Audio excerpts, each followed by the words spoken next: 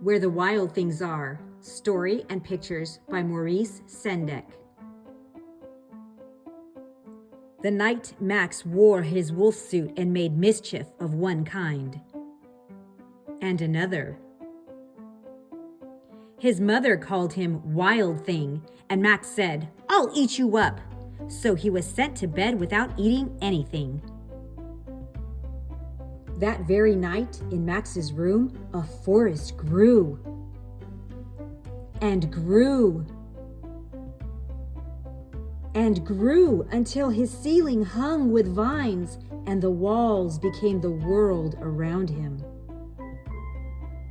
And an ocean tumbled by with a private boat for Max, and he sailed off through the night and day.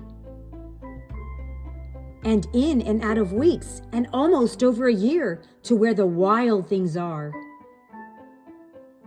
And when he came to the place where the wild things are, they roared their terrible roars, and they gnashed their terrible teeth, and they rolled their terrible eyes, and they showed their terrible claws. Till Max said, "Be still," and tamed them with a magic trick of staring into all their yellow eyes without blinking once. And they were frightened and called him the most wild thing of all, and made him king of all the wild things. "And now," cried Max, "let the wild rumpus start." Roar!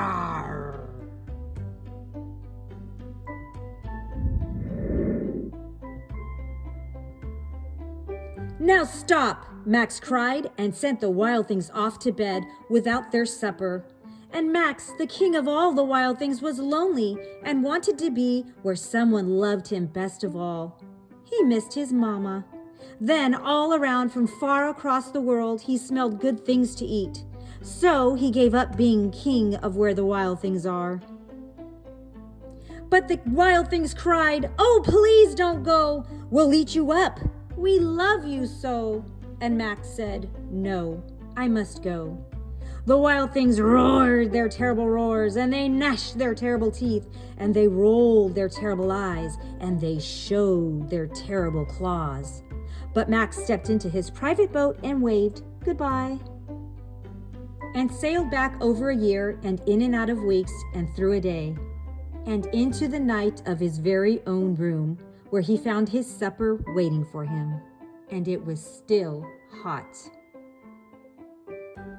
The end. Don't forget to click and subscribe. Bye-bye.